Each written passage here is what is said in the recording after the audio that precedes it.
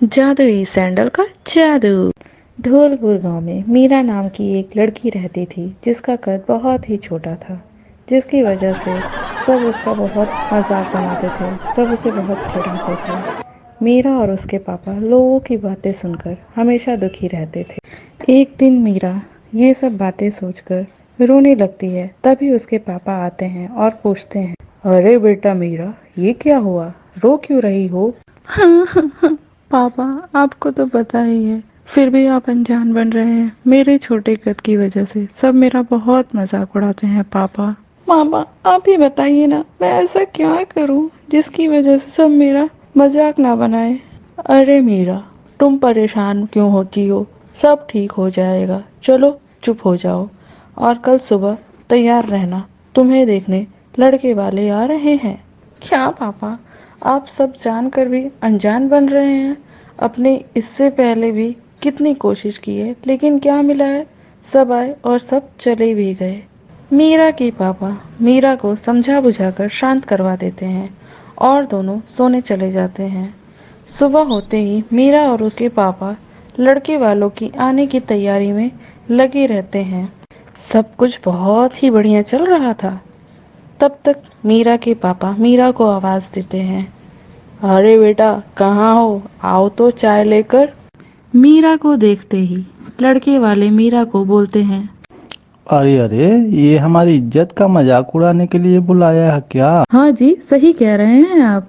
हाँ माँ, सही कह रही हो। ऐसा लग रहा है हम किसी छोटी बच्ची को गोद लेने आए हैं यहाँ पर। चलिए यहाँ से सब लोग, हमको नहीं करनी है कोई शादी वादी। चलिए, बहुत मजाक बन गया हमारा। ये सब सुनकर मीरा और उसके पापा फिर उदास हो जाते हैं। तब मीरा अपने घर के पीछे वाले गार्डन में जाती है। उसे एक छोटी सी गिलहरी दिखती है जिसे बिल्ली खाने वाली होती है। तब तक मीरा उसे बचा लेती है।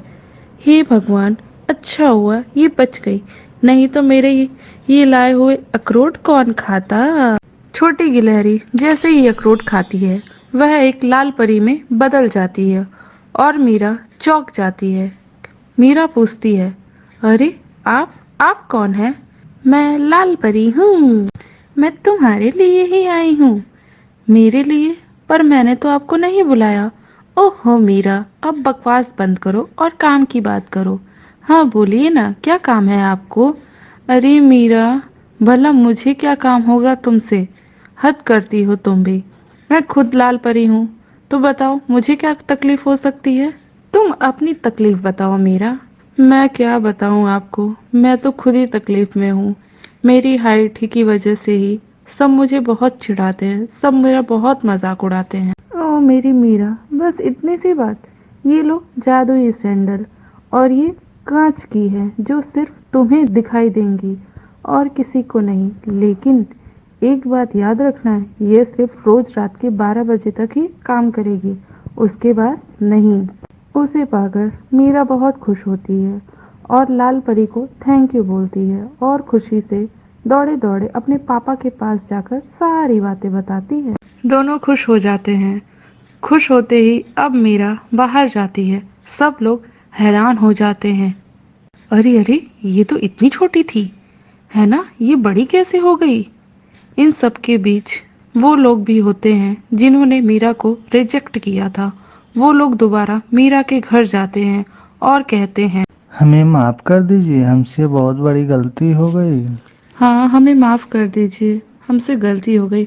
पता नहीं उस वक्त हमने कौन सी आंखों से देखा था जो मीरा में हमें खोट नजर आया था। प्लीज मान जाइए इस रिश्ते के लिए और हाँ कर दीजिए। मीरा और उसके पापा दोनों बात मान जाते हैं और शादी के लिए तैयार हो जाते हैं। मीरा की शादी बड़े ही धूमधाम से हो जाती है और वो खुशी खुशी अपने परिवार और जादुई सैंडल के साथ रहने लगती है।